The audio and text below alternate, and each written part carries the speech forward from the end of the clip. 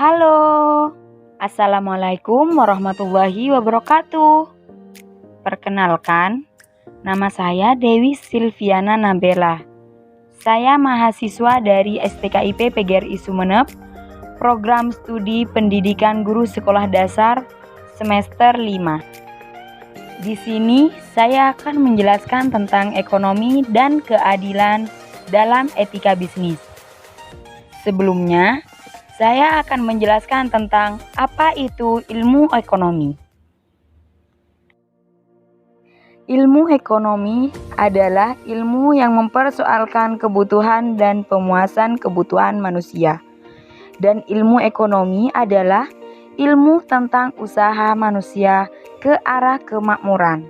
Selanjutnya yaitu keadilan. Keadilan adalah suatu nilai yang digunakan untuk menciptakan hubungan yang seimbang antar manusia dengan memberikan apa yang menjadi hak seseorang dengan prosedur dan pembagian yang proporsional. Artinya, keadilan dapat dikatakan menempatkan sesuatu pada tempatnya sesuai dengan kebutuhan seseorang. Salah satu contoh, saya mempunyai adik laki-laki dan juga adik perempuan. Tentu, apabila diberikan pakaian, tidak harus sama bukan? Harus ada baju perempuan dan baju laki-laki. Jadi, keadilan itu harus disesuaikan. Antara ekonomi dan keadilan terjalin hubungan erat. Karena keduanya berasal dari sumber yang sama, yaitu dari masalah kelangkaan. Ekonomi timbul dari keterbatasan sumber daya. Barang yang tersedia selalu langka, dan karena itu kita mencari cara untuk membagikannya atau mendistribusikannya dengan baik. Seandainya tidak ada kelangkaan, tidak akan ada ekonomi. Demikian pula dengan keadilan. Tidak perlu keadilan. Selama sumber daya berlimpah-limpah, tidak mungkin muncul masalah keadilan. Masalah keadilan atau ketidakadilan baru muncul jika tidak tersedianya barang yang cukup untuk semua orang yang diinginkannya. Adil tidaknya suatu keadaan selalu terkait dengan kelangkaan. Hakikat keadilan, yakni keadilan adalah memberikan kepada setiap orang apa yang menjadi haknya. Ciri khas yang menandai keadilan. Yang pertama, yaitu keadilan tertuju pada orang lain. Masalah keadilan atau ketidakadilan hanya timbul dalam konteks antar manusia. Untuk itu, diperlukan sekurang-kurangnya 2 orang. Bila suatu saat manusia di bumi tinggal 1 orang, masalah keadilan dan ketidakadilan sudah tidak ada lagi. Yang kedua, yaitu keadilan harus ditegakkan. Keadilan tidak diharapkan saja atau dianjurkan saja. Keadilan selalu berurusan dengan hak orang lain. Kalau kita memberi sesuatu karena alasan keadilan, kita harus memberikannya. Kalau kita memberi sesuatu karena alasan lain, kita tidak wajib atau tidak harus memberikannya. Dalam konteks keadilan, bisa dipakai bahasa hak atau bahasa kewajiban tanpa mengubah artinya. Yang ketiga, yaitu keadilan menuntut persamaan. Atas dasar keadilan, kita harus memberikan kepada setiap orang apa yang menjadi haknya tanpa terkecuali.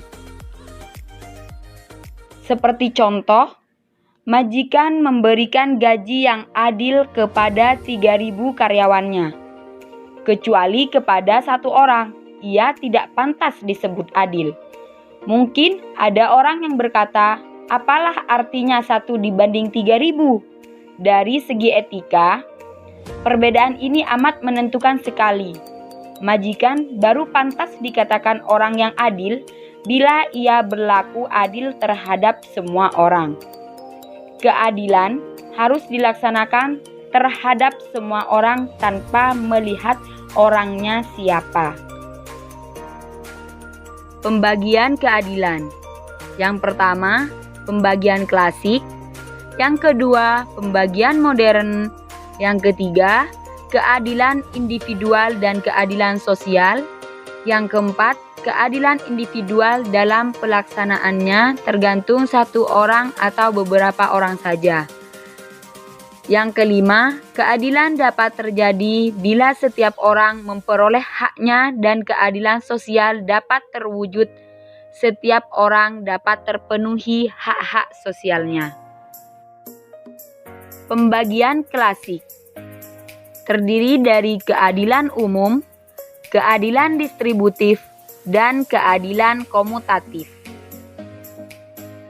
Keadilan umum menjadi dasar dari sebuah penyelenggaraan negara. Keadilan yang dilegalkan merupakan kebaikan umum atau kebaikan bersama. Keadilan distributif, keadilan membagi, artinya membagi segalanya kepada setiap anggota dengan cara yang sama. Selanjutnya, keadilan komutatif, yakni keadilan tukar-menukar. Setiap anggota harus memberikan hak dari anggota yang lain. Selanjutnya, pembagian modern, terdiri dari keadilan distributif, keadilan retributif, dan keadilan kompensatoris. Keadilan distributif, yakni semua hal baik yang enak ataupun yang tidak enak harus dibagi secara merata. Selanjutnya, keadilan retributif, berkaitan dengan punishment atau hukuman. Orang yang dihukum harus tahu kesalahannya, harus dibuktikan kesalahannya tersebut, dan hukuman harus konsisten dan proporsional sesuai kesalahannya.